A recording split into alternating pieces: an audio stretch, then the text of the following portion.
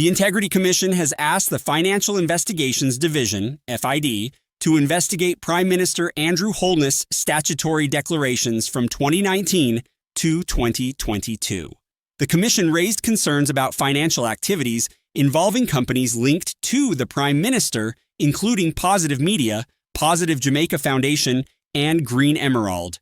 It highlighted significant deposits and withdrawals tied to Imperium, Positive Media, and Estate Bridge, with over $473 million in deposits and $427 million in withdrawals between 2020 and 2023.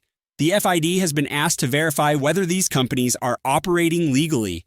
Additionally, the Commission has recommended that Tax Administration Jamaica and the Financial Services Commission look into aspects of the report, stressing that the Prime Minister's declarations for 2021 and 2022 cannot be certified until the investigations are complete. The Integrity Commission did not directly state that it found illicit enrichment in Prime Minister Andrew Holness's case. Instead, it raised concerns about financial activities and transactions related to companies associated with him.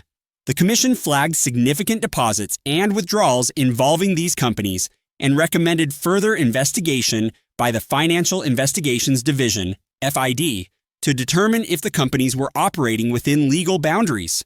At this point, the FID is tasked with examining the financial activities to determine whether any wrongdoing, such as illicit enrichment, occurred. No conclusion has been drawn until the FID completes its investigation. This doesn't look good for a sitting Prime Minister, as it raises questions about financial transparency and accountability.